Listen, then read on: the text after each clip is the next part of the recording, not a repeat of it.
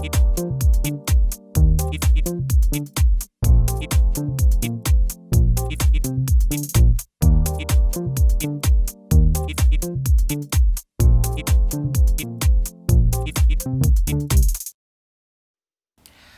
Museum on the Go for Pre-K, you design your students' path for exploring the theme and its objects in your classroom. The pathway cards help you design a range of entry points and activities. The flexible museum mat offers a safe space for the objects. The mat also provides students with the ability to sort and reorder the objects based on the conversation. The pathways are: gather.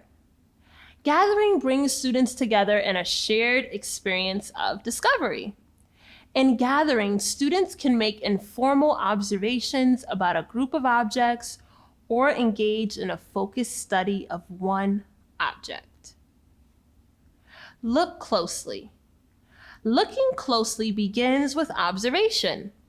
Engaging in close looking paired with conversation encourages students to expand their descriptive language, vocabulary, and critical thinking skills.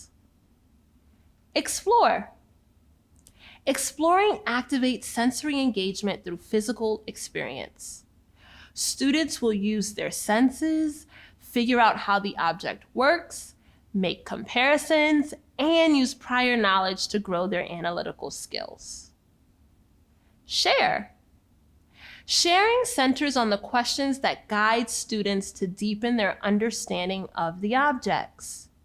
The share pathway includes contextual information to support teachers in developing their conversations. Imagine. Imagining interprets the object and its journey through stories, imaginative play, and visualization to guide students to construct their own narratives. Connect. Connecting encourages students to make local and global connections, to identify connection and value differences. Create. Creating invites the opportunity to delve deeper into themes through making, creative expression, and exploration of materials. Let us go through the different pathways using the museum mat and see how we can adapt these pathways to our discussion. We will also be using the magnifying glasses found in the attached toolkit.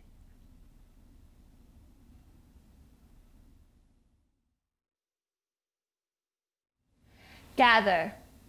For the patterns case today, I have my little sister Grace here with me.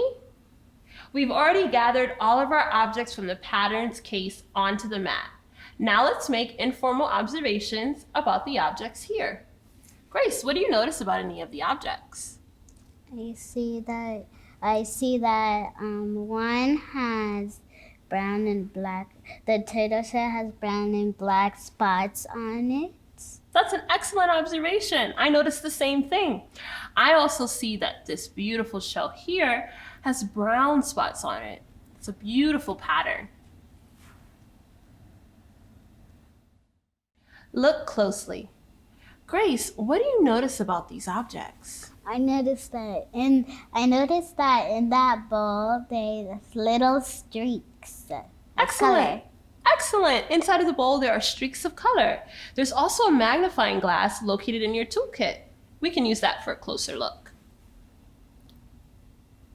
Whoa, this has a little red spot. I see something. What do you see?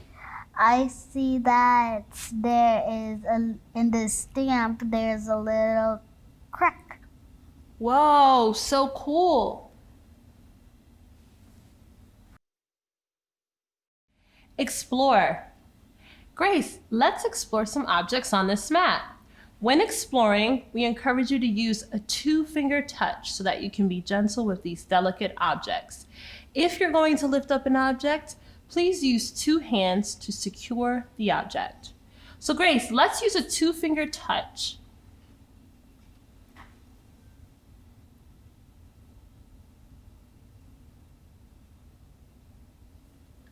What do you notice about the objects that you touched with 2 fingers? And this one, it is very bumpy and hard. That's right, it is very bumpy and hard. I noticed with this one that I touched, it's very smooth. So now, let's move the objects that are bumpy to the left side of the mat. Excellent. Any other objects? Wonderful. And I think this one. Can you get that one for me? Sure.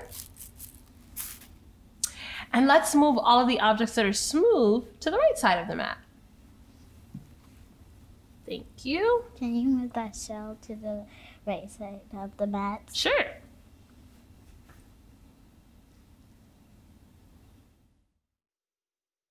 Grace, can you pass me the textile stamp so I can demonstrate how it's used? Thank you. So for this stamp, you would have it in one hand. You'd have your ink pad in another hand.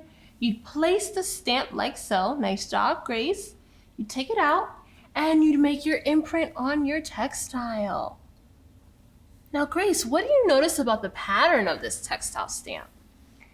It has 2 patterns. It has flower, diamond, and also it has X triangle, X triangle. Excellent. Imagine. Now that we zoomed in on the textile stamp, let's imagine what it would be like to have an outfit with this pattern. Grace, if you had to use this pattern on an outfit, what would you use it for? I would use it on a dress, and it would be all over the dress, and it would be rainbow. That is so beautiful. If I had this pattern, I would use it on a skirt and it would be pink and yellow. I would also wear mine to the theater. What about you? I would wear mine to the beach. Nice. Connect. Now that we've zoomed in on the textile stamp and its patterns, let's take a look at some patterns right here in this room. I spy with my little eye a pattern very close to you, Grace. Is it flower, diamond, flower, diamond, flower, diamond? Not the flower, diamond, flower, diamond, flower, diamond. I'll give you one more guess. It may not even be on the mat.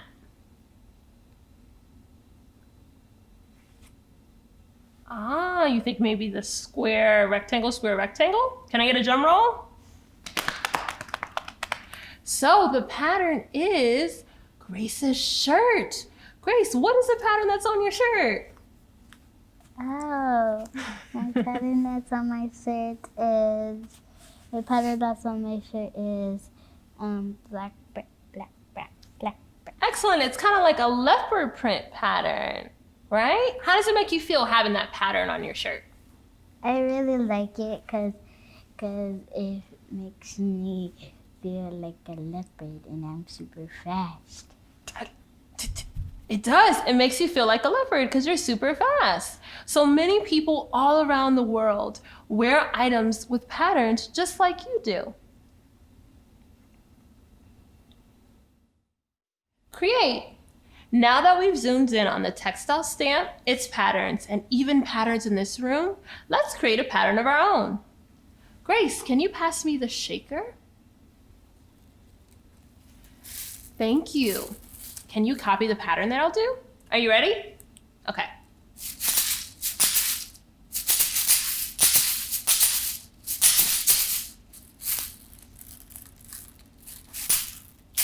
Nice.